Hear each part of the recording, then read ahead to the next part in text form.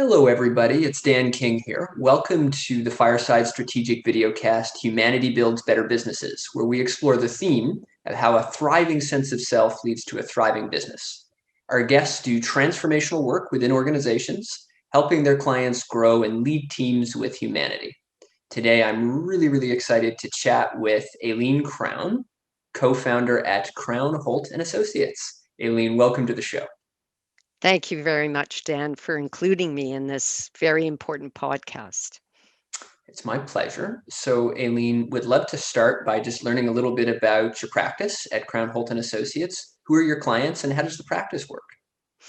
So, my clients are very eclectic. They range from CEOs to multinational corporations down to young adults who are struggling sometimes with mental health challenges or are seeking to find some meaning in their life or direction in their life. And then, of course, anything in between. I feel that it's very important to deal with different ages because I think that Hmm. the information that I get really helps me with a lot of my different clients to be able to share insights, thoughts, patterns that I see, trends. So I find that invaluable. So I'm almost hearing intergenerationality is a big theme in your work. Yes, it is. And I also do a lot of work with family businesses now, which I find really lends to the systemic sort of thinking or systemic patterns that occur in organizations as well as within families. And I think that it's really important to look at that. Um, when you're considering how you unlock potential in someone, the Hmm. secret is that behaviors happen for a reason, and understanding the origins of the behaviors are critical. Hmm. The family office context is not one that we talk about too often on the show, but I find it a really interesting one. Could you, for viewers who may not be familiar with the family office, give us just a little definition and what in particular you've noticed in your work with family offices? Yeah, so family offices are really businesses that are run by families, either first, second, third, intergenerational. And I find that they're really an interesting group because it's hard to separate out sometimes the business from the family. Hmm. People do it differently, and it's important to understand how the family views it, whether it's just a business or whether it's a family. And then Hmm. on top of all of that, you get a lot of patterns, behaviors, and habits that come from families, but also come from teams within businesses. So um, it's, I find it fascinating work, and I find that it's very individual work because although family businesses have some commonalities to it, it's really like working with an individual. You have to Hmm. understand those underlying behaviors and why they're there and what are the origins of them. Hmm. That's fascinating. It almost makes me think about, in this moment, this tricky COVID moment, so many people are concerned with the boundaries between their work and their personal lives. Yes. When in a family business or a family office context, now the boundaries between our personal lives and our business lives are even more intertwined. Yes. Yes. Oh, absolutely. And that's the tricky part too. It's to understand there's always pros and cons around those boundaries. And you really need to find out what is working for them and what is not working and Yeah, start to address those issues. And then you yeah. get, of course, the financial aspect of it. So I work with chartered accountants who help with the financial side, and I work around the family dynamic side of it. Very interesting. So zooming out for a second, I'm curious to Yeah. learn about your kind of why and your core values. Yes, What are they? yes. So I love what I do, and I am so grateful to be partnering with individuals in their trying to understand themselves and and the reasons behind it. And one of my core values is love of learning. And I Mm, find that I'm constantly learning from my clients. Um, Other values are curiosity, hope, judgment, and the belief that everyone has potential. And again, mm, going back to that underlining reasons why behaviors are there and helping the client untangle it. I also find that it's transformative, some of the work, because um, I'm able to share ideas, strategies between clients, of course, under very strict confidentiality rules. But who would have guessed that I would have had two clients that were poker players and managed to make money through playing poker and came to me because they were considering what else they could be doing? Or mm, I do pro bono work. And one young woman that I met at a networking event was a new immigrant and she didn't really have the connections. So I worked with her pro bono for a number of months. And she came back to me recently because she had played it forward. So mm. she is now helping a young man who has recently immigrated to Canada. And she reached out to me to ask me if I would also help him in her initiative to help him expand his network and coach him around his resume and things like that. So I just that's sort of the why I love what I do, and my values, I think, really keep me.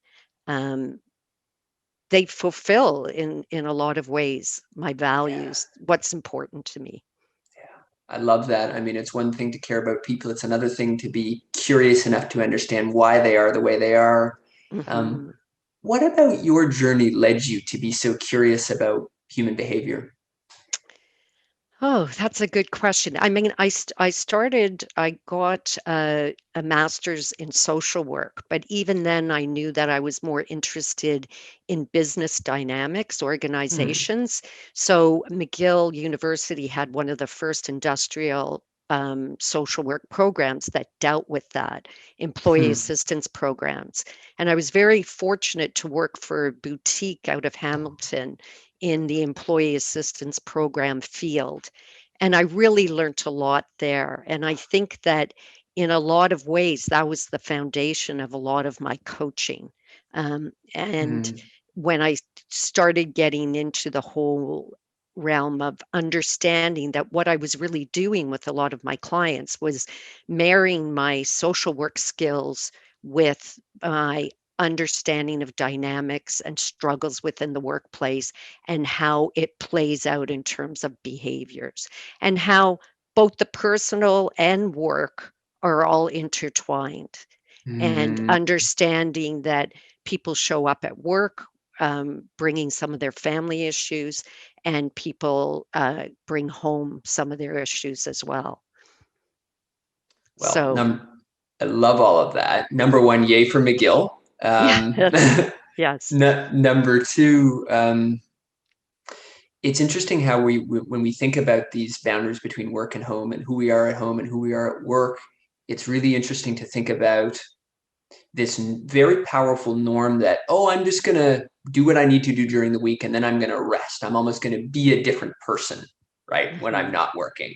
And yet Hmm. there's something core to our humanity that is consistent at home and Yes. at work.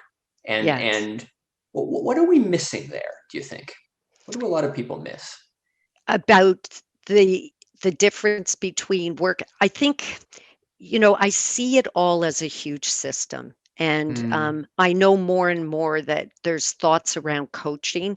And Dr. Peter Hawkins talks about how you don't just coach an individual, you're coaching the individual, and which has a profound effect on the team, which has a profound effect on the family, which can also affect the organizations, the client customers, the customers of the organization. So yes. I think there really is a continuity that's always been there. Mm, But the challenge to your question is that we need to find some mechanisms, more so than ever now, of transitioning from work to home, um, so that we're able to distance ourselves sometimes from the very hard work that we do, and to be able to live our lives fully. Because especially in all aspects, I think, of what people do, you really have to know yourself and take care of yourself in order to show up in the mm, best possible way that you can. And that speaks to productivity as well.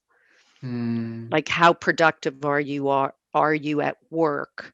Uh, and that depends on how well you're taking care of yourself or you understand yourself. So it's not mm, only leaders that need to show up in that way, it's everyone that needs to be aware of ourselves first and what we bring to mm, the table. mm, So I work with a lot of psychologists and social workers, and I'm very grateful that I have them as advisors. mm, And I have other people with various backgrounds as advisors and confidants so that I can always keep myself in check in terms of what's going on for me and where those mm, lines are in terms of what's mm. going on with other people or in my own life. How do I keep those lines clear? Yeah, yeah. Would love to explore that in a little bit, but the first question that pops to mind when you say that, I'm really curious, for our audience of C-suite leaders who work very hard in many cases, even in the middle of COVID, there's so much work to do, and that work takes on a different kind of quality now. What are a couple of examples of how people can make those transitions between work and the rest of life? Yes.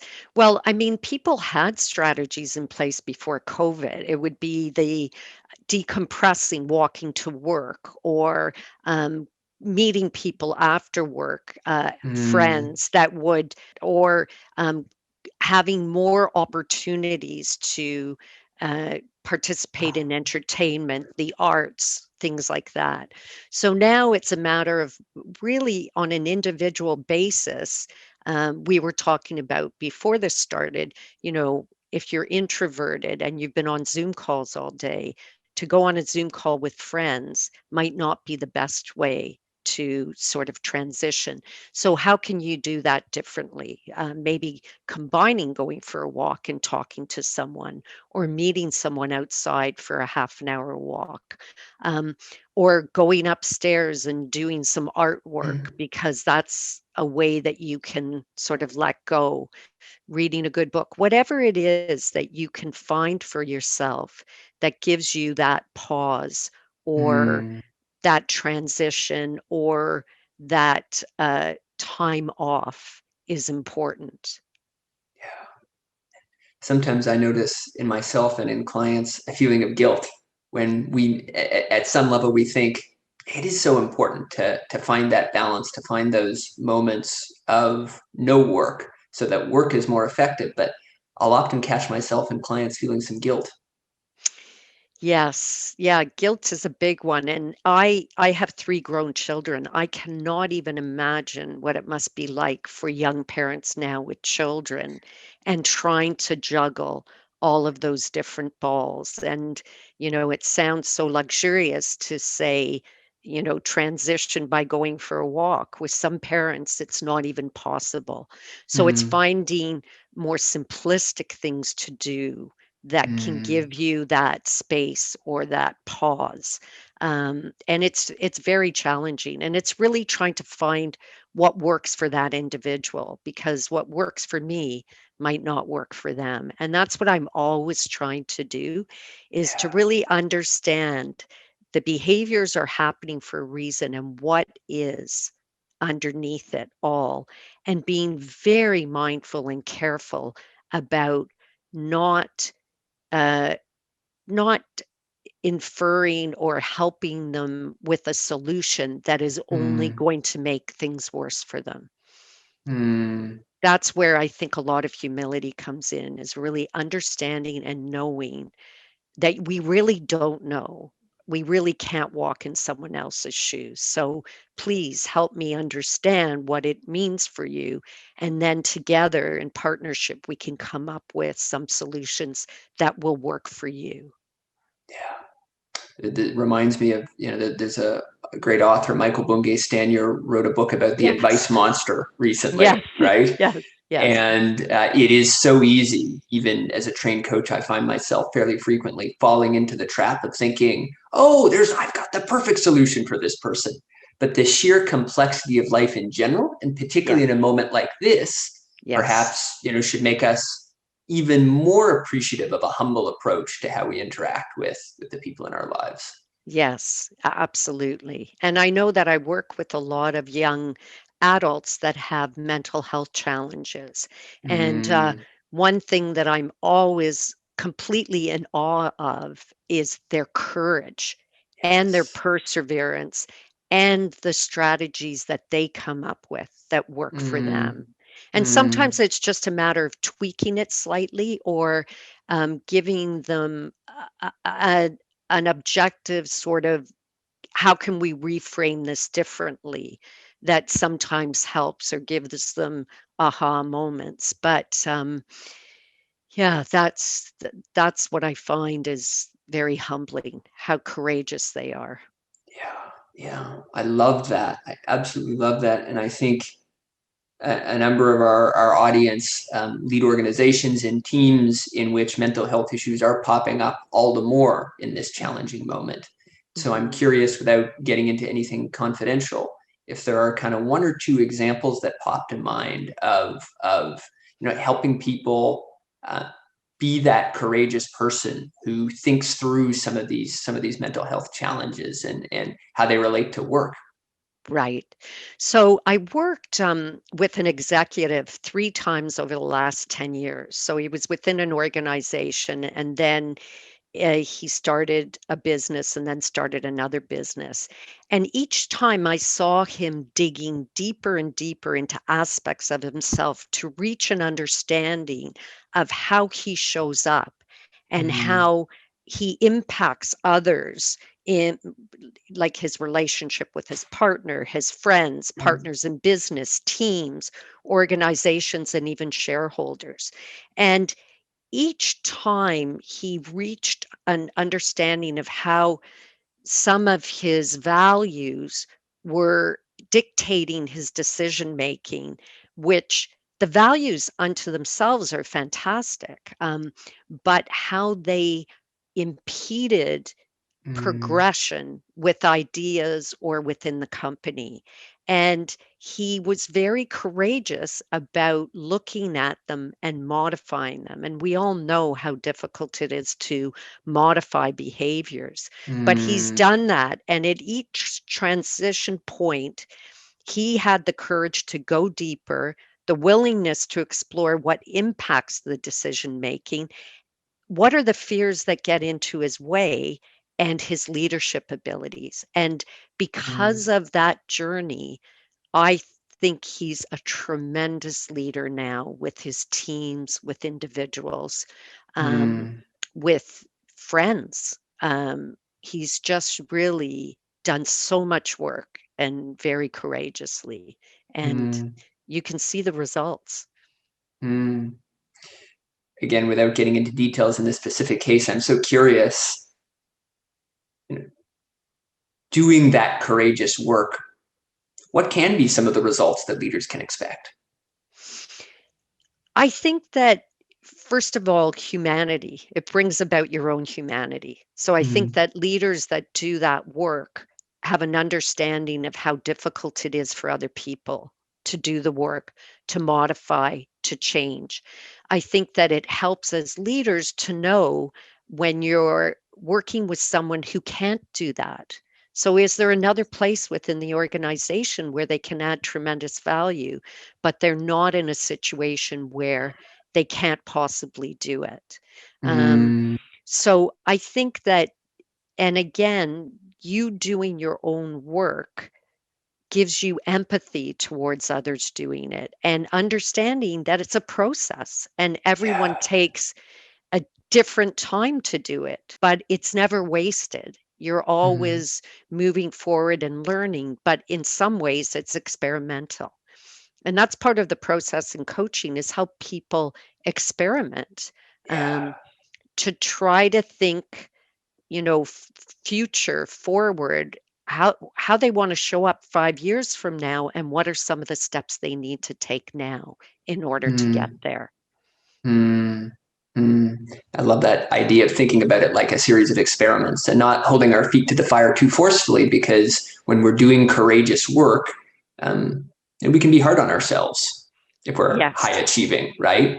And so there's exactly. something about the idea of experimenting that's so liberating. Yes. I'm And going to find my allowing, own way. Yeah, yeah. please. And everyone talks about failure and embracing failure. And I've worked with a lot of entrepreneurs, and I think failure, unfortunately, has a negative connotation. So I like to think of it, my father was a scientist, and I like to think of it more as an experiment. And with an experiment, you're always learning, but you're modifying, you're slightly tweaking it, you're changing some things and not others. And I see it more in that way, as a journey or a process with the Yeah, tweaking that occurs. yeah. Makes total sense. And so when we think about the kind of people that would want to take on this work, when we think about who you would like to work with, curious to learn a little bit more about the types of people that you think are well suited to this work, and what inspires you to work with them in particular. Well, that's interesting because I think transparency upfront is really important. And so I do tell people that I work really focused on behaviors, why they're Mm, there, and how you change it. And I do declare that I've worked with people with autism, ADHD, depression, anxiety, OCD, as well as PTSD. I did a lot of work in my EAP days around post traumatic stress disorder. And so I was talking to a woman the other day and I made that declaration. And when we got to the PTSD, she she twinged. I could see it in her face. And she said to me, "Well, I had that." But she did not want to go there to explore it. And that's fine. And I respect that. So the mm, people that I work with, I think, have often come through a journey of looking at it, examining it, maybe even just at the beginning of it, acknowledging it, but have an understanding how it plays out in terms of all kinds of aspects of their life. And so the people that are willing to look at it, not necessarily go the full journey, but at least mm, willing to look at it, I find those are the best clients that work with me. And it can be anyone because um, at the end of the day, I don't notice I notice that you could be working with a top CEO who has fears, uh, anxieties around issues, or you can be working with um, a young adult in high school that has fears and anxieties. They're different. They yeah, stem from different sources, but they're still, at the end of the day, something that they need to bring an awareness about and tackle in order if they want to make modifications. yeah, yeah. They're still humans. Yes, they're still human. So it is a matching process. And I do feel that I'm very careful about that matching process because I want to make Mm, sure that I have what they need, but I also feel that I can work with them. And I think in my whole career, I might have had one person that it it didn't work. And I have mm, walked away from situations where I've been asked to coach someone in an organization, and I haven't really talked about this, but my understanding of the organization is imperative. And if I'm coaching someone that has no room to grow in that organization, then that's a disservice to that individual. And mm, it's not a contract that I want to enter into. So it's really mm, important that you have the right organization culture, and even the right boss or superior to that individual, that the changes and modifications can be made. Because if this person is working so hard, that's Mm, vital. yeah. You care so much about the context. The context has to be the right one, and trying to force it in the wrong context is just never good No. for anyone. No, so I'm very fortunate. I have fabulous coworkers, colleagues that are really talented in different ways than I am. So Mm, it's lovely to be able to uh, do that, like pass a client over and know that they're in such good hands. And I think that's really critical as an independent, or even with my business partner. We always knew who would be the best person for that client. mm, mm. Well, if you're going to help others step into their humanity, part of doing that well, it involves you being extremely careful about your own humanity, knowing your own humanity so much, and understanding how is it going to fit in here in this specific context, right? Um, Exactly. And always knowing, because I mentioned psychologists and social workers. I also know what my line is. I don't pretend to be a therapist, but my understanding is really critical in the work that I do. But I've often been given a referral, start to work with the client, but something's happened. They go back to the psychologist, they work with them for a while, and they come back to me. And that's part mm, of the journey and the progression as well. Yeah. yeah, yeah, beautiful. So as we start to come towards the end of our time together, Aileen, Yes. two questions that we love to end on. First, we've talked about some of the beautiful work you've done. Curious if any big goals come to mind for 2021. What your vision for this coming year is? 2021. Um, you know, it's the constant learning. So, and I do find, I I took a course last year with Mm, an organization, a group called the Challenge Dialogue System, and it's a mm, way of looking at innovation and tackling problems. Um, and it's a very beautiful way of bringing people from diverse, it's almost similar to design thinking, but it was established years ahead of time, of bringing people together to look at problems in different ways. And by doing that, learning, I think it's been so tremendously valuable to bring to my coaching practice. So, constant learning, always looking for the next thing to learn that will help me think differently, because I think that that then trickles down to my clients and is a benefit for them. Um, mm, and I continue, I mean, I really love what I do, so continue to do that. Working in the family business, maybe doing some more work on return to work. I've done it mm. informally for a long time, but to actually, when all of the rehab ends and the person is back in the environment, whether you're off on maternity leave or it was an injury or something, to really help people climatize, get back into work, find that work life balance, deal with some of their fears and anxieties of going back to work. I feel that that's also a niche that could be tremendously productive. Yeah, that's work that's going to be deeply needed in the very, very near future. Yes, yes. Awesome. And the question that we love to end on, we've talked about work, we've talked Mhm. about the importance of some pretty serious subjects around psychology and human behavior. What's fun for you, Aileen? When you're not working, What's fun what's for what's a me? simple human way that you have fun? Right. Um, well, I mean, I love my children and I'm so proud of them and I have a lot of fun with them. I love cycling. I love swimming. I'm very active.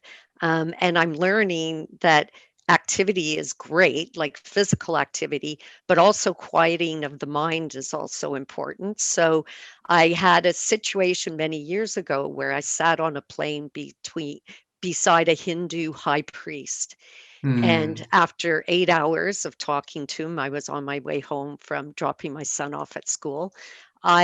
He blessed me and he said to me, I need you to start meditating every day. I think it would be good for you. So, quieting the mind is starting to become fun for me because I see it as an integral part of my day. And so, and finally, I'm so fortunate. I have fabulous family members and friends that I really enjoy their company. And I'm looking forward to getting back in different ways with them. We're still in touch now, but being hopeful of the future and getting back together physically with each other again, whatever that mm. looks like, but hopefully closer proximity than 6 meters. That would be nice. That would be Yes, nice. yes. Well, listen, thank you so much. It has been such a pleasure learning from you today. I'm struck by the earnestness and sincerity with which you love the work you do, how much you truly care deeply for your clients. I'm sure they feel it as well. And I've enjoyed so much being with you today. So really appreciate you, Aileen. Thank you very much, Dan, and have a happy holiday to you and your family.